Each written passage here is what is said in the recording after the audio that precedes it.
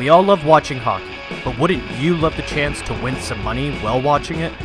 If you'd like a chance at winning thousands of dollars every week, sign up for a DraftKings account using promo code THPN. Again, that's promo code THPN. Welcome to the Future Sickos podcast with your hosts, Brennan Detzler and Derek Lee. And today's special guest, a senior writer at The Athletic and co-host of the Athletic NHL podcast, Ian Mendes. What is up, Future Sickos listeners? Welcome to episode 19. As always, I'm joined by my co-host and Derek Lee, and we have a bit of a legend around the Ottawa Senators community. So, I don't even think I need to introduce you, but welcome to the show, Ian Mendes. Thank you so much for joining us. Hey, I only came on because it's episode 19 and everyone knows I'm the biggest Jason Spezza guy, right? We also know that there was a minute there where we were a little worried that you might have been rooting for the Leafs because of Jason Spezza. So, we're going back down that road again, are we? Why not? We're 1 minute in. Let's just bring up. You know what else we got to bring up is how great you are, how poised you are in all sorts of situations. And I think, I know I definitely have a clip of it, but I think my favorite thing is how poised you are, even after getting hit by a baseball and being able to jump back in and be in your poised self. And I think the best part was that you continue to talk about an injury or you're giving an injury update and you just held it together. So hopefully we could roll that clip, and then I just want to get your rendition of that. You know what? I'm telling you, that was in the 2012 World Series. So I'm closing in on a decade of riding that and people thinking that I'm like tough and poised. I'm neither of those things. Just ask my family. They'd be like, tough? No. And my wife would be like, poised under pressure? No. So I love that the world thinks that that's what I am. But like in reality, my family would be like, yeah, that guy's the least tough person we know. And when things get really ratcheted up pressure wise, yeah, that guy melts. That guy melts down. It's amazing. And what happened after that fact? Did you have to get stretchered off? Were you limping off the field, or did you just kind of get an ice cream cone or something for your pain? Did the producer get you anything? No, like the funny thing is, so again, that was the 2012 World Series. I'm in San Francisco and I'm on I think the first base foul line doing this hit. I still to this day have no idea where that ball came from. Like, nobody knows. It came flying in. Like there was nobody on the field. I think they were done infield. I don't know where this ball came from, and it hit me right on the ankle bone. So like again, I don't know the medical term of it, but like the bone that like sticks out from your ankle. That sounds very medical. It's an ankle bone. It's an ankle bone, and it was shocking. Like it was almost like if somebody took like a little hammer and just hit you on the ankle. Or I think we've all done this. We've all walked into a table, right? Or like into the corner of your bed, and you've hit your ankle or your shin and you're like, oh my God. Well, that's exactly what happened. And I didn't expect it. And I was on live TV. That's the only difference. Like, it's no different than when you hit your foot or something on a coffee table. And I just had literally the producer was in my ear. He's like, Ian, you got 5 seconds here. And I'm like, okay, let's go. And it was funny. And, it was one of those things that in the early part of like YouTube and like social media, it was one of the first things that kind of, I think, went viral for Sportsnet back in the day. Hey, you got that. Wally had this European man hitting on him. I guess to each their own. Right. Everyone's call to fame is a little different, but yeah, at least you're known for something. And I also like the humble brag that you threw in there about it hitting a spot that's a bit of a pressure point, because we all know what that's like when you hit it against your bed. But hey, yeah. I'm happy that you got a call to fame in some area, and you absolutely killed it when you came back. Now, with that being said, we've heard a lot even recently. Our last guest we had, I'm not sure if you've heard of this guy, but James Duthie was on the show. Some guy, yeah, James Duthie, and he was saying, so he was going on. We were trying to dig up some dirt on you. He was saying that you're as clean as a whistle, that you work with all this integrity. And now I'm just I'm wondering how, first of all, how you blackmailed him, because there must be something there. But I'm also curious if you have any other memorable or funny stories regarding James that you'd be interested in sharing with our listeners. Well, now if he came on and called me an upstanding individual, I can't come on your yes, you can on the Future Sickos podcast here and start ripping Duthie. No, you know what? And I think Duthie, because he went to Carleton, and I think he was about maybe 6 years ahead of me, 7, like somewhere in that ballpark. Like he's, a few years older than me. I'll say it's 5 years, whatever. But I think we've always had that connection. I think there's a handful of us that have been to Carleton, been through the journalism school, and we're all kind of, you all kind of look out for each other in the industry. Sean McIndoe, who's my, one of my good friends. People probably know him better as Down Goes Brown. We went to Carleton together. Mark Masters is a Carleton guy. So there's a whole bunch of us that are kind of like, we're, kind of always look out for each other. So I think that's probably James using the Carleton shield to stick up for me. But he is like the James Duthie that you saw on that podcast or experienced on your podcast is the James Duthie. That is him. Like there's no act. There's no phoniness. There's not, when the light comes on, he's one way, and then the light comes off, he's lighting up producers and ripping people. And you better, where's my green M&Ms in the, how you hear these stories of these people that are, so high strung that they need certain things in certain spots. That's not James. And I think that to me is always the hallmark of, like, I always say to people, like, you can climb to the top of this industry and be a good human being. Just look at James Duthie. Like, you don't have to be this sort of backstabbing, conniving, evil person to get to the top. And James is the best example of that. Wow, that couldn't have been nicer, Ian. We'll have to mention that to him. Now, Brennan, I'm not sure if you've heard the news, but Ian's actually giving himself away completely.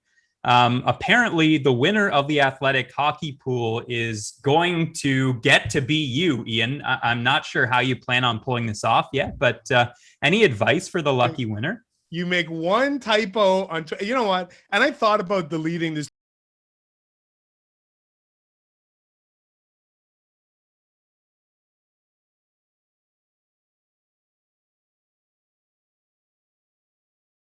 TV show podcast, and we're inviting our listeners in. And I stupidly tweeted out, hey, join our office pools fantasy hockey draft, see if you can be me, Haley Salvian, whatever. And I meant to say, see if you can beat me, but whatever reason I wrote be me. And then I put out the tweet, and then these people were writing back like, and I'm like, okay, you know what? Sometimes you just got to own the L, take the L, and don't delete. Because how many times you go to Twitter and there's some spicy comments, you go up the chain, you're like, this tweet has been deleted by the author. You're like, wow, what did he say? What happened? Did somebody get a screen grab? And I'm like, you know what? Let's just live with this one. There's times I wish Twitter had the edit function. I don't know how you feel about that. I've talked to people at Twitter before, and they say that they don't want ever to use the edit feature, that they feel like it is a real-time experience. And if you make a mistake, you make a mistake. And so I get it, but I just thought I'll leave it up there. And I'm glad some people had some fun with it. Man, I could totally relate. Like the other day I was live tweeting the hockey game and I made a huge error and everyone let me know it. And I said, Alex Formenton is so good at stretching the D. Unfortunately, I didn't finish the word and say defense. So yeah. I did the same thing, Ian. I just, you know what? Sometimes you got to wear it. Like you said, you just got to wear your mistakes. So I just let people have fun with it. But that was a shameful one. Yeah. You know what? I made a huge mistake too. And I did delete the tweet. Opening scrimmage of the preseason this year. I'm sitting up in the Ken Warren of Post Media and I were the only ones up in the press box. And in the stoppage in play, they changed goal. And I even said to Ken, look, I said, Philip Gustafson is out and whoever they put, I don't know, whatever happened. I was like, hey, just an FYI, Gustafson's out of the net. What I failed to realize is that Mads Sogard on the other end also replaced Matt Murray. So within 2 minutes of the replacement, bang, bang, there was a couple, I think Brannstrom scored and maybe Josh Brown, like right off the hop, bang, bang. So I tweet out, wow, 2 quick goals against Matt Murray. And I just get eviscerated, like, because the game was on a live stream. And I'm like, oh no. And like somebody very prominent with the Ottawa Senators sent me a text. They're like, that's Mad Sogard. I'm like, oh, like, he's only like 6'9", so he's probably pretty easy to miss. I'm like, what an idiot. Like, honestly, like that. I'm like, it's preseason for me too. Ha. Like, it just, there's no excusing it though. Right. Like that was just a terrible mistake. So I'm a big believer. Look, we all make mistakes. And I did delete that tweet, but I did come back later and be like, oh, I made a mistake. It's preseason. I try not to hide. Like, we all make mistakes. It's okay. We have typos. We have stuff. Just don't run for it. I think people appreciate it more when you, at the very least, lean into your mistakes. And I think most people are forgiving if you're not making a mistake out of like malice, or if you're just making a mistake because you just had the clumsy fingers or whatever, people like that. They're like, hey, that guy's human. Like, but when you make a mistake and delete the tweet, like, I don't know what you're talking about. That like, okay, well now what else are you hiding? Like, if you're willing to, yeah, exactly. All right, let's get into it a little bit. Ian, last year, I distinctly remember you coming on to my previous project and just letting us know that Drake Batherson appeared to be far better in your eyes from training camp. So let's start things off with asking you who's caught your eye this year in training camp. Brady Tkachuk. I'm not going to lie to you. He looks, sorry, is that too soon? That's too soon. Okay. You know what? It's interesting because the guy I would immediately say is Formenton. But I've always felt like he's got that world-class speed. Like, I'd love to see him in a third line role. I don't know. Once Brady comes back, I feel like it's Brady and Stutzle 1-2 on the left wing. And can Formenton be the third line left winger? I don't know. Like, but I'd love to see it. Like, there's something about him that I love. Like, I don't know yet. Like, I want to see it play out this year. Then I feel comfortable making a determination if he's got 20 goal potential. But I kind of feel like all the elements are there. Like, and maybe he's going to be Ryan Dzingel 2.0. I think Ryan had at least one 20-goal year. But that's the guy I look at in camp. I'm like, you know what? I really like his game. Like, Tim Stutzle, to me, it's funny. In the practices and in some of the scrimmages, I think he's looked really good. In the games, he's looked a little sloppy to me. So that's the part I'm having a hard time reconciling in my mind. Like, which Timmy Stutzle are we going to see? But I think he's going to have a wonderful season. Like, I think 20 to 25 goals is within Stutzle's realm. But if you're looking for more of a kind of like who could be Drake Batherson this year, like Formenton would probably be that guy for me. Yeah, fair enough. And hey, he stretches out a D like nobody else. So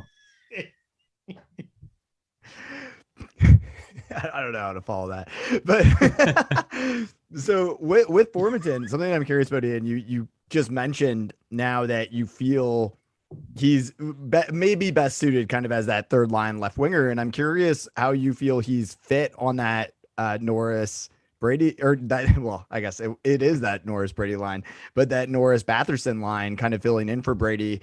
And I kind of want to get your opinion on that, because I know at least the game before last when they played together, I really felt that the speed element that he brought to it and the way that Drake has continued, it seems, to make strides and have that speed. And now apparently he's leading games and hits. I'm curious if you feel that that's something that is sustainable and could kind of grow into something. Is that something that they might have stumbled upon and maybe that works, and maybe they try to figure something out where maybe either Brady or Tim switch to the right wing? I know that that's a lot to throw at you and there's a lot of hypotheticals in there, but I'm just curious of your opinion of that line.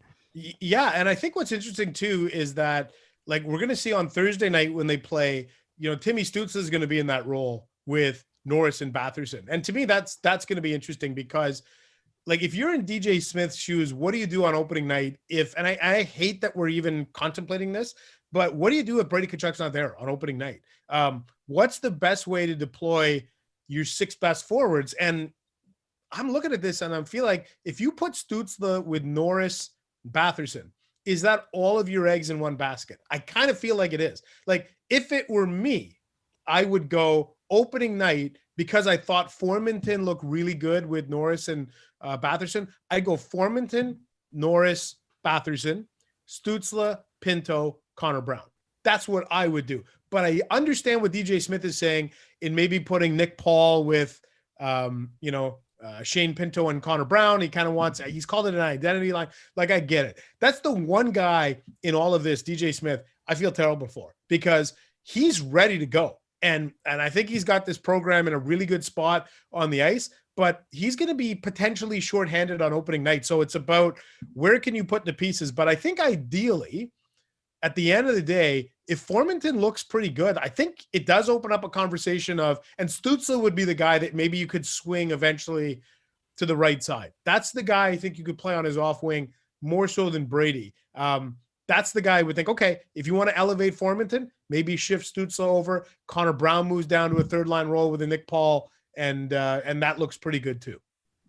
No, I absolutely love that. I feel like Stutzle, especially with the gains he's made in his shot, there it looks like there's so much power there. I feel like a trying middle on that right wing might be a possibility, but I also know that I think that DJ is a little hesitant to make decisions like that, to kind of, he wants to make sure that these young guys succeed. And I also kind of want to give some credit to DJ kind of on that note with Tim Stutzle, because kind of like you said, how you felt that he's looked really good in practices and in scrimmages, but in the game, it looks like he has a bit of difficulty. And in my opinion, it seems like sometimes he's trying to do too much. And it seems like he's really trying to make these fancy plays that we saw him in the Dell do. And a lot of scouting reports came back saying, you know, like whatever team has this guy is going to need to be patient because he has this creativity and you don't want to kind of take away that creativity. But at the same time, you need to make sure that you're not giving up pucks and that you're able to kind of channel that offense and kind of find that fine line and find that balance. So honestly, even with him kind of making some slip ups in the preseason, I hope that DJ continues to be patient with him. Yeah, I think so too. And I think most fans are willing to live with mistakes if they're, especially if they're born out of creativity. But there's also the hustle, right? Like we've lived through it in this market. I was, like I said off the top, I was always a big Jason Spezza fan because I felt like the good outweighed the bad. Like, yeah, did Jason Spezza turn the puck over? Sure he did. But the amount of offense he created, I felt mitigated the mistakes. And I think I'm okay with that for the most part. I think we have this idea of we want our players to be perfect and just, you can't have 12 Patrice Bergerons on the ice or 12, Sid Crosby's. It just doesn't work that way. Like there's going to be mistakes that are made. And I think for me, Timmy Stutzle, like this is, and I don't know how you guys feel, but this to me is the last year where you can maybe talk me into the fact that there's no real playoff expectations on this team. But next year at this time, they darn well better be a playoff team or close to it or in the playoff hunt. So this is the year to work out the mistakes and to find your stride and to find your game and to, become a little bit more defensively responsible. So I'm okay if there are some learning curves again for a guy like Stutzle because he's only 19 years old. Yeah, I kind of draw like a parallel to Erik Karlsson's kind of early years. And I know they play a different position, but, Karlsson, it took him a little while to refine his game and really find that the defensive side of his game. And with Stutzle, I think it's more about decision-making, but the talent is clearly there. And like you said, in practices and those situations, that's where you see him really stand out. And it hasn't really translated to a game yet, but I think it'll get there. The concept of net positive is something that I think really applies to another player that's in the hunt right now. And we can kind of shift into what's going on the D-Corps because it looks like there might be 8 legitimate options in Ottawa going into the season. And they might very well start with 8 players on their roster and just kind of scratching a D pairing here or there, swapping guys out as it kind of comes along. So the guy that comes to mind obviously is Erik Brannstrom in that net positive, because I think we know what he's capable of bringing in a breakout sense, kind of what he's able to offer and kind of just that mobility that he really brings to the table. But there's also clearly some lapses and some gaps with Erik Brannstrom. So I'm curious, obviously, of your opinion of Brannstrom and what you think kind of the best course of action would be for him this year. I guess I keep getting you to put your DJ Smith hat on, and I apologize for that because that's a tight fitting hat. But with that being said, I'm curious of your opinion and as well what you kind of make out of the Delzato and Holden, like bringing those guys in, the acquisitions. And do you feel that was a great way to bolster the rest of the D-Corps? Do you think that there's certain guys that should be playing? What are your opinions on all of this in a nutshell? Yeah, and it's a really good topic because there are 8 guys you could make a case for. And I'm interested too. I don't have Cap Friendly up on my my screen, but if they don't have Brady Tkachuk signed, they might have to carry 8. I could be wrong on that, but plus Tyler Ennis to get over the threshold, right? So there's a chance they might have to carry 8D out of that. That's not something that I think will work long term. Like Erik Brannstrom needs to play, whether it's here, it's in Belleville, he needs to play. My sense of this is like if you had to play a game tonight, Victor Mete is ahead of Brannstrom on their depth chart. And DJ Smith on Wednesday talked about this, talked about Victor Mete's ability to defend. And I thought this is an interesting comment from the coach. He's going out of his way to talk about Victor Mete defending. And he talked about what small defensemen need to do to defend. And I thought that's interesting because you never hear him talk about the defensive side of the game for Erik Brannstrom. So if I was to make a logical kind of draw a logical conclusion here, I still feel like the coaching staff doesn't trust Erik Brannstrom in his own zone. That's my read on the situation based on the deployment and the ice time and all the stuff that we've seen. So what I do think is fascinating is that DJ is also open to the idea of maybe the second pairing might be Mete and Zaitsev. And it might be, right, like I think basically right now, I think if you're DJ Smith, you've got your top 6 for, again, this is all predicated on Brady Tkachuk, but you've got your top 6 set. Like you know your top 2 lines when Brady is there. And you know what your top D pairing is. And after that, you don't know. There's a whole bunch of things that can happen on the bottom 6 forwards and the bottom 4 on defense. So they have an excess of guys. The only thing I feel confident in saying is on opening night, Shabbat plays, Zub plays, Zaitsev plays, Holden plays, Delzato plays. I think Mete plays. I think he does. So opening night, that's the top 6 that I see. Erik Brannstrom has the unfortunate designation of being a guy who could be sent to Belleville without clearing waivers. And it's tough, but we lived it with JG Pajot. Like JG Pajot back in 2014, he deserved to be on this team. And they're like, there's just not a spot for you. And the easy thing is to send you down.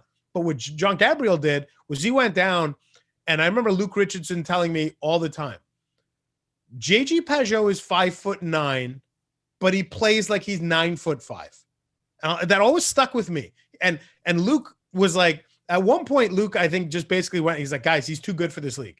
Get him out of here. JG Pajot is too good for this league. Get him out. JG Pajot went down, knocked the door down, and basically said, like, I don't care about your depth chart. Like, I am coming up to play. That's what I think they want to see out of Erik Brannstrom. They want him to go down, and I think they want Troy Mann to phone them up and be like, this guy's 5'9", but he's playing like he's 9'5". That's what they want. And I don't know that they've seen that yet from him. My suspicion would be he goes down to play to start the season, show that he can defend kind of below the faceoff dots. Lassie Thompson's going to get some good minutes there. JBD is going to get some good minutes. There's minutes for Brannstrom there too, but that would be my suspicion to start the season. And just to add to that quickly, I think, Erik Brannstrom is a real modern day defenseman. So yep. It's a little bit differently in terms of, does he sort of fit what the Senators are trying to do? Because there isn't a whole lot of a modern element to this team. They're really building things in sort of an old school kind of mentality kind of way. And maybe when they acquired him, they were thinking a little bit differently, but I think things have, maybe spun in a different direction for the Senators. And I just kind of wonder if he fits here long-term.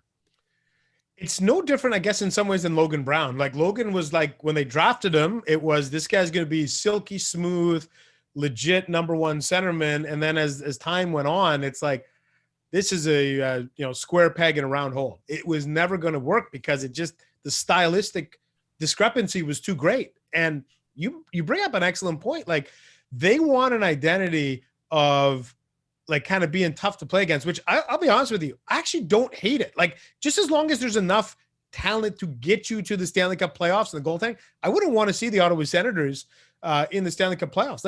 Like I think every Ottawa's fan's dream would be is if this team as currently constructed could get into a playoff series with Toronto, and you've got Formenton and Parker Kelly and maybe, down the road, Ridley Gregg, Brady Tkachuk, and maybe Tyler Cleven's there too, and whoever else. I'm like, I don't want to see these guys in a best of 7. Like they're gonna grind us down, and I think there's enough talent. I do think there's enough talent there, but you're right. Like I wonder if Brannstrom fits the mold of kind of what they're trying to do. Absolutely. And looking at the forward situation, I think heading into the season, there's no shortage of firepower up front, but it's kind of youthful firepower at this stage anyway. So to me, they seem more of like a quick strike offense that, potentially burns teams in transition. But they moved away from Dadonov, whether you liked him or not. He had 13 goals last season. They're without Tkachuk for who knows how long, and now without Colin White for what seems to be a long-term injury. I think surprisingly last year, the Senators weren't all that bad offensively. They finished kind of middle of the pack in goals for, shots for. Do you expect improvement this year, Ian, with the same group, or do things have to go like perfectly for so many individuals to actually improve upon what they did last season? I think a lot of things have to go right, Derek. A lot of things have to go right. Like we'll know when this is a playoff team when we don't have as many if questions. Like, so if you look at Ottawa and you're like, well, if Matt Murray plays well, and if Thomas Chabot and Artem Zub are a legitimate top pairing, and if the second pairing can be good, and if Brady Tkachuk comes back, and if Shane Pinto's a number 2 center, and if Tim Stutzle takes a big step forward, yeah, I could see them being a playoff team. What was that? Like 6 ifs, 5 ifs? Like that's a lot of ifs. You go to a team like Tampa Bay or Colorado or Toronto, you're like, well, if they stay healthy, they're a playoff team. That's it. That's the if. Like there's no 5 or 6 ifs. And that's kind of where I feel like where this team is at. They're at the 5 or 6 if point, and it's not enough to kind of hang your hat on them being a legitimate playoff team. So do I think it's possible? Yeah, absolutely. And I think if you're a fan, you have to allow yourself the possibility to dream that it could happen. Otherwise, why else are you a sports fan if you're not allowed to dream and be somewhat optimistic and think about everything falling into place? That was the beauty of the Hamburglar run. Like when they told you it was a 0.3% chance of making the playoffs, there was like 9 ifs. And guess what? All the ifs hit, and it was like, yeah, that was really fun. And so we love it. I think as sports fans, we love it when all the ifs turn into, yes, that happened. And so you should allow yourself the opportunity, like be optimistic. I think it's important that for this fan base, you need to feel some, you need to feel some positivity. I think it's been a really tough go to be an Ottawa fan the last 3 or 4 years. And, to kind of be told back into training camp that your best player or your best forward's not here, and analytics models are like looking like bottom 5, and everything's looking bad. Like, you don't need to hear that. Like, we know how it could play out. Like, hey, we've seen the movie. Like the last 3 or 4 years, we've seen the movie. We're looking for a different movie in this market. So I'm okay if fans want to be optimistic. I just think this fan base is so realistic. Like, I think the fans here are able to understand that this is probably not a playoff team, and that probably, cutting down the goals against and increasing the goals for may not happen this year, but you'll excuse them if they want to be positive for like a 4 or 5 weeks here in October before maybe reality sets in. I think that's an incredible answer. Like I really like that concept of the 5 ifs and the 6 ifs. And I think that's kind of where this team is unfortunately still at is they really need to answer those questions before they can even kind of figure out exactly what they need to address. And okay, what exactly is Drake Batherson? What exactly is Brady Tkachuk? Is Shane Pinto a number 2 center? And there is a lot of questions surrounding that. And one thing that genuinely surprised me regarding this offseason is the quietness in acquiring a top 6 center or right wing, or even a fringe top 6 center or right wing, because there might be some guys that get brought in that were like, oh, is he a top 6 center or right wing? So it truly seemed like the team was after one of these 2 positions, or a player that could potentially play either, given the press conferences that were both held by Melnyk and Dorian. And I'm curious if you feel that there's a specific reason why the Sens didn't end up going this route. Is it possible that maybe the prices were too high? I know personally, I feel like what the Habs had to give up to get Christian Dvorak was a little bit ridiculous. So I don't know if maybe it was that they were knocking on teams' doors, but just the price tag was too much. Do you think that they thought, okay, maybe we should wait it out and see if some of these ifs get answered? Maybe the emergence of some guys would allow them to opt out of this quest. What's your take on that? It's a great question, because if you had told me, and I know Eugene Melnick went on the Bob McCowan podcast in May, then Pierre Dorion kind of spoke to the media a couple of times in July. So let's say if you took me to the middle of July and said, hey, we're going to get to October, the first week of October, and the Senators aren't going to have added a top 6 forward, would you believe it? I'm like, what do you mean? Like, what happened? Like, that was the plan, right? Like we're not making it up. Like, that was the plan. Like, so I don't know what to say other than, I guess there is an element. I'll leave it open a little bit of a door here. And I think as media and fans last year, what's the one thing we were screaming from the hilltops in January and February? Play the kids, right?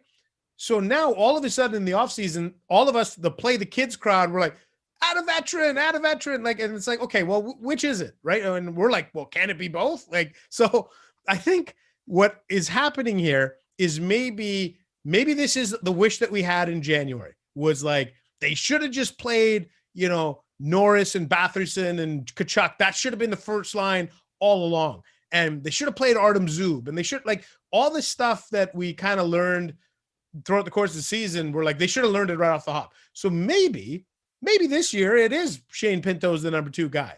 And maybe they didn't need Adam Henrique or Nazem Kadri or whoever you want to put in there that was rumored to maybe be coming. So I'll open my mind to that possibility that they just want to hand the keys to the kids. Okay. But that is not the message that was externally given to us, right? So if there's been, I'm always a big believer too, if you've had a shift in philosophy, that's fine.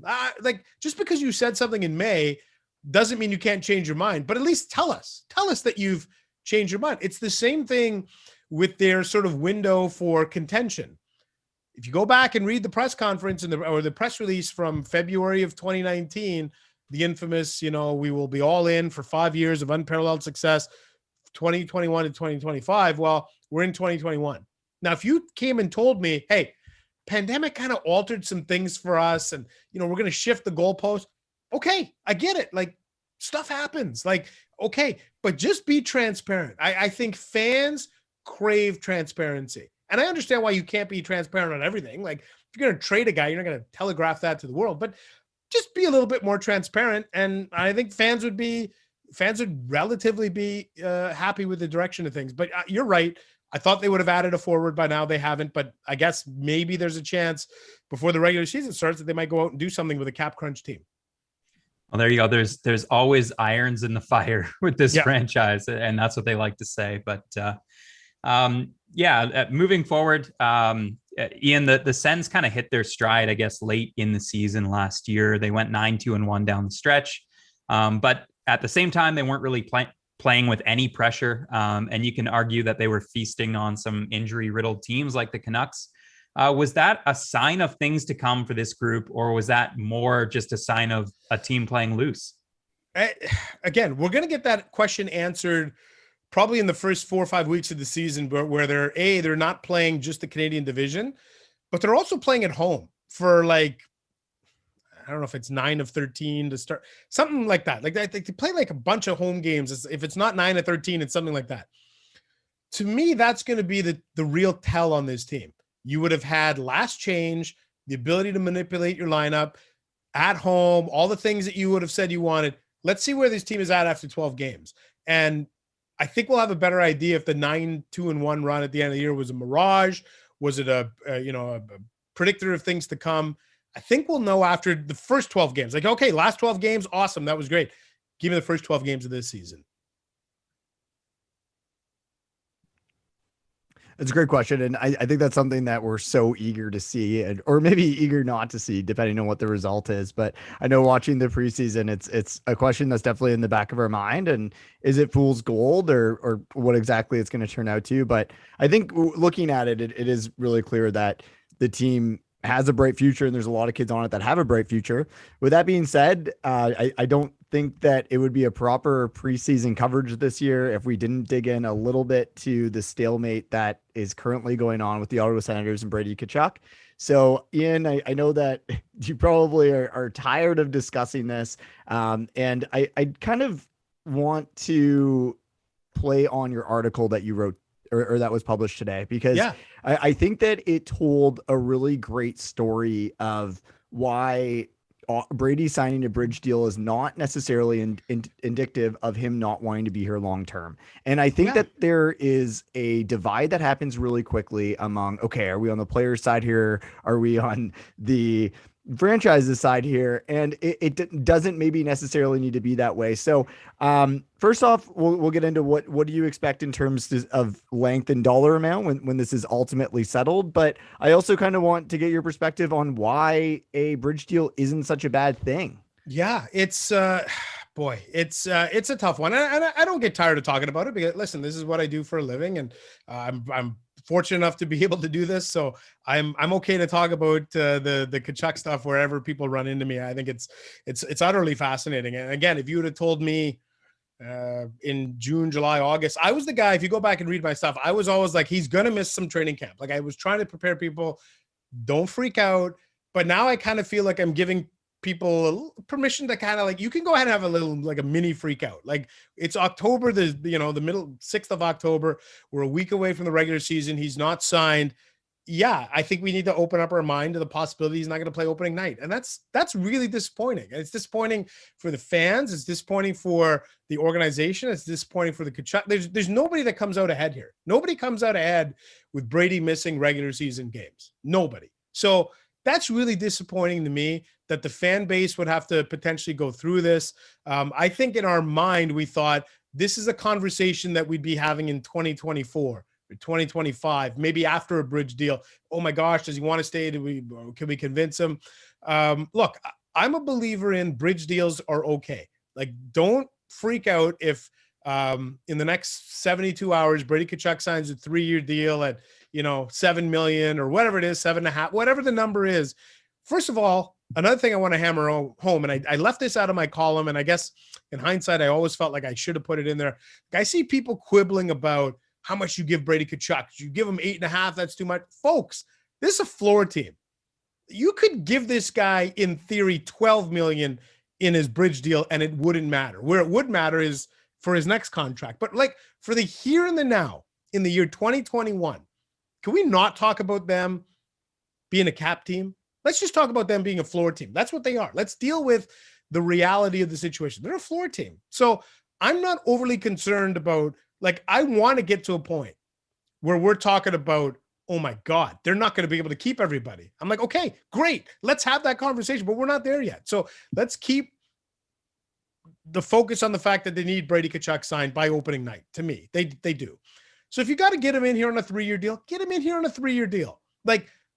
What's the harm? Like, even if you sign into an 8-year deal, and this is the point I tried to make in my column that hopefully I can kind of, verbalize for your podcast listeners.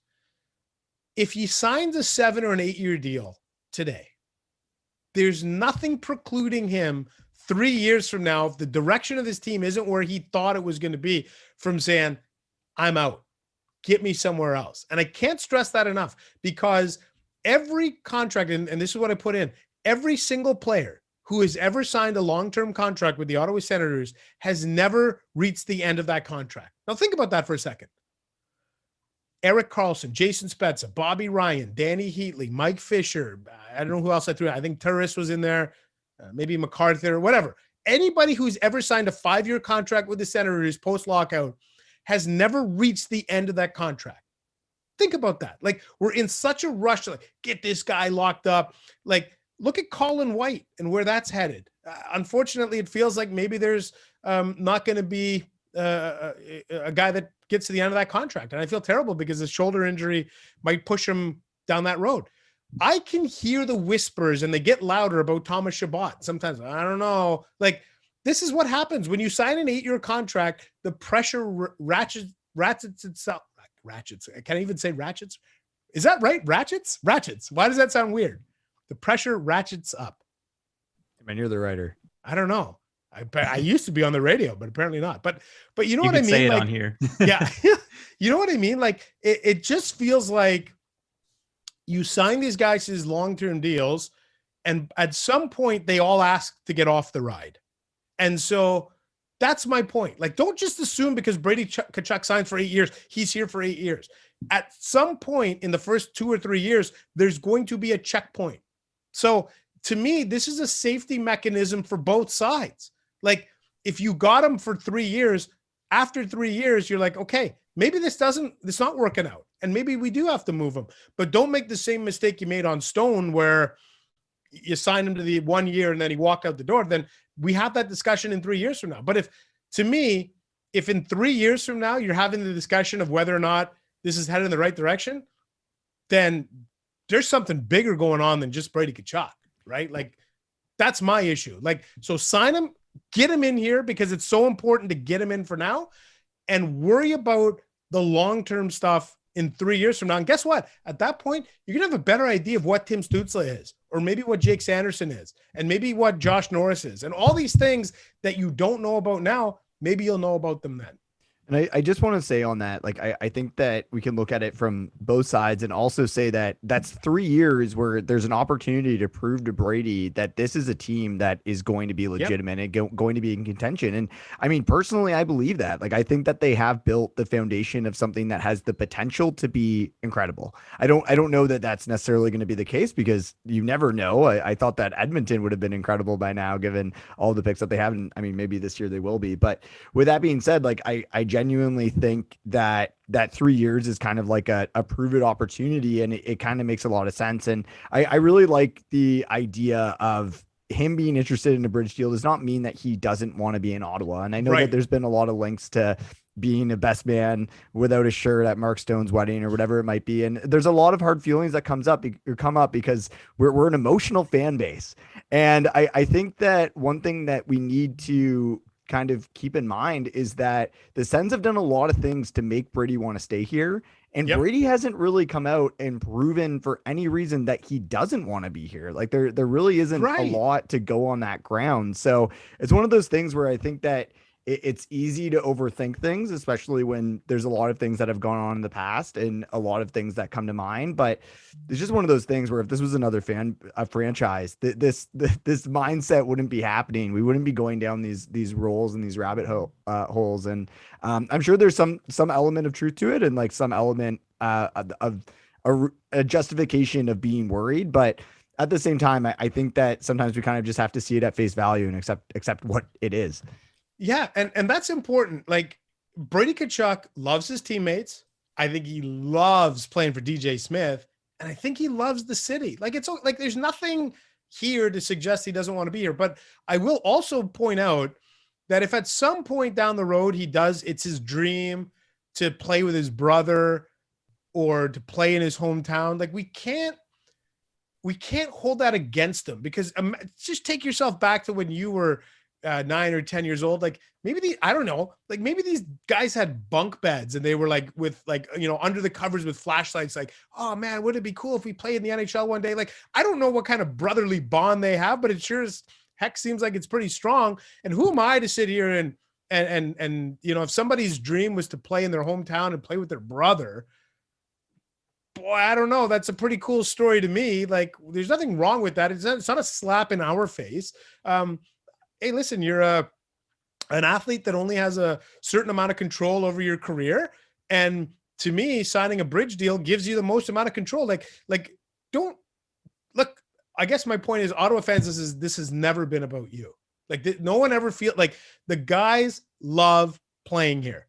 People love the city. They do. They love, like, I talk to players all the time and they tell me how much they love because the fans in this market are respectful when they're out for dinner. They're really like, and the you know, it's the perfect market. Like, there's enough media pressure where you feel it, but there's not enough where it's like a Montreal or a Toronto. So I just think that people need to understand that sometimes athletes also have their own plans. And I hope that Brady Tkachuk plays his entire career here. But if he doesn't, I'm not going to look at it and say, like, that guy didn't want to be here. And, you know, maybe that guy did want to play with his brother. And like, who am I to say that that's selfish? Like, wouldn't that be cool? I don't know if you guys have siblings or whatever, but like, that'd be pretty cool to be able to play with your sibling at the NHL level. And that's what they want to do in their hometown because their mom and dad think that would be great. Man, putting your family, like, I'll say this, putting your family first, you'll never make the wrong decision. That's all. So there you go. You heard it here first. Ian is saying that Brady Tkachuk wants to go to St. Louis. That's right. I don't even know that. I'm just saying for the people who have that theory. But it's like Austin, like us Leafs fans are like, Austin Matthews is going to go to Arizona. Well, okay, maybe he will, but maybe that's his dream. You know, What we need to do is we need to start making it the dream of people to play for the Ottawa Senators, right? Like people who grew up in Ottawa, make it so that, you know, when you get an 18, 19-year-old kid who's drafted, he's from Ottawa, be like, yeah, you know, my dream is to play for the Ottawa Senators. Like that's what we want. Maybe Brant Clark's going to be coming here in 6-7 years. There we go. Actually, he did. Right? Didn't Brant Clark? He grew up a Senators fan. Yeah, massive Erik Karlsson fan, and he plays his game very close to him. So, yeah. All right, Brennan, let's get into the last line of questions here. Just get into the speed round to send Ian away. All right, Ian. We left the best for last. So right off the bat, opening up the speed round, who is the best golfer? Brent Wallace, Mark Methot, James Duthie, or Ian Mendes? I've never golfed with Duthie, although I've watched him in those. It's certainly not me. Brent, if funny enough, Simmer and I played against Wally and Meth, and there was the first match we played, Wally carried Methot. For sure. In fact, Brent would tell you that's how it works on the podcast. I was going to say, just like the show, eh? Yeah. But I think Meth, like the thing that is really humbling about playing golf with Mark Methot, sometimes he'll just drive the ball 300 yards, or have an iron and hit it like 280. And you're like, oh, is that your 9? Yeah. And you're like, meanwhile you got your driver out and he's, hitting a, 5 iron or something. And he's got you by 100 yards or whatever it is. Like, so you can see it because he's only played for a couple of years but you can see it. Like, let me put it this way. In 3 years from now, Mark Methot will unequivocally be the best golfer out of that group because he just has the natural, the talent, and he just doesn't play enough because his kids are too young. But right now it's you. No, I said I'm fourth on that list. Haven't even seen Duthie, but you're fourth. Yeah, exactly. All right. What's the over-under? 82 points this season for the Ottawa Senators. You taking the over or the under on that? Oh, man, that feels like it's right on the line. That feels like it might be a push. Like, you know what? Earlier I preached some optimism, so I can't come on here and all of a sudden tell you, you know what? Give me the over. It may not be by much, but I'd like, and maybe that's just wishful thinking. I want it so badly for this fan base. I want this to be like kind of a playoff team. So you know what? This is probably stupid optimism or wishful thinking, but yeah, give me the over. I like that. We're probably going to be over 500 then. Yeah. So who gets? I love this question. Who gets more wins this season, Gustafsson or Forsberg? For the Ottawa Senators, Gustafsson. Is that how it is? Am I butchering it? I thought it was Philip Gustafson. That's probably how you say it. I just call him Gus the Bus. I didn't know. So never actually called him by his real name. Yeah. So the options are sort of Gustafson or Forsberg? Gustafson or Forsberg. Yeah. Or Gustafsson. Now that you have the proper name. And this is for Ottawa, just so you don't kind of go down. You don't get that option. You can say Gus, but in Belleville. Okay. Oh, I see what you mean. You know what? I'll say Anton Forsberg because I think plan A is Forsberg and Matt Murray are here. And unless there's a rash of injuries, I think they want to keep Gus down for a full year. But I mean, DJ won't be hesitant. If DJ Smith had to go to Gustafson, he would. But I just think that Anton Forsberg is the perfect stopgap. He's been really reliable for them. So I'll say, like, I could see Gustafson winning, Forsberg winning, 10 or 12 games this year. And so I'll say Forsberg. All right, I got a special teams one for you. Over under 20% on the power play, and then also over under 80% on the PK. So again, kind of right on that line. Okay, under on the power play until they consistently show me they can. Like, I got fooled last year. Like, start of the season last year, I'm like, this power play is going to be better simply because it can't be worse than the year before. Then it was like, it's kind of the same thing, right? So I think they were clicking at one point like at 14% again for a good chunk of last year. So I'm in that mode. I'm like, okay, until I see it, I'm not going to buy into it. But I do like the penalty kill. I like the fact that Alex Formenton puts opposing defenders on their heels a little bit. I think Nick Paul and Connor Brown are extremely intelligent players that can really think the game. I think you'll see Shane Pinto killing some penalties too. So I like their penalty kill groupings as they stand right now. You'll probably see Tierney might kill some penalties too, but I like what they do. I think they did enough to create some shorthanded chances last year.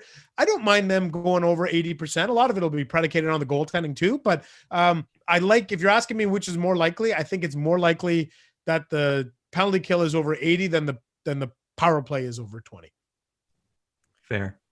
All right, so the last one is the best one, and I'm curious, do you think that Brady signs closer to the first regular season game, which I believe is October 13th, or December 1st, which is the... God. No, I don't like this question. I don't like this question at all. I'm going to have to see the first game of the guys, if we are having this conversation and it's like the middle of November, like, this isn't right. Like, then it's off the rails. It's off the rails. I don't think it's off the rails. And I'm going to be an eternal optimist here. And I'm going to, I still am holding out hope that he signs and he plays on opening night. But I just can't see a scenario where it's beneficial for both parties to get into like middle or late October and he's not signed. So yeah, I will say he signs at the beginning of the year. And I'd like to think that if he's going to miss some regular season games, I like to think you can count those on one hand.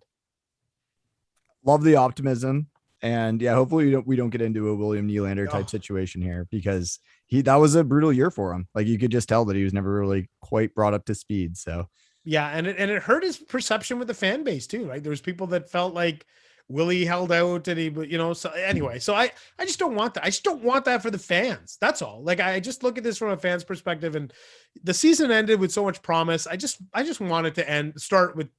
I hate that it's this dark cloud hanging over. So I'd love it. I'd love it if it's a done deal by opening night. Awesome. Well, thank you, Ian, so much for coming on the show. We genuinely appreciate it, and keep up the amazing work at The Athletic. I know I don't need to tell any of our listeners to tune into your stuff, because I'm sure if they're looking at us, it's because they ran out of your content to consume. So genuinely, thank you so much for coming on. We hope that you really enjoy the season, and hope to connect with you again soon in the near future. Well, listen, Brennan and Derek, I always appreciate the texts you guys send me from time to time. And I'd love to come back on the condition that Jack is not part of the podcast, because I felt like this just flowed. Make sure you cut this audio clip for him and send it to him. It says Ian will only come on if Jack is not part of it. I love connecting with all three of you guys. You guys are great, and I think you're a great representation of that kind of youthful energy around this franchise. And it's listen, I really appreciate you guys having me on here.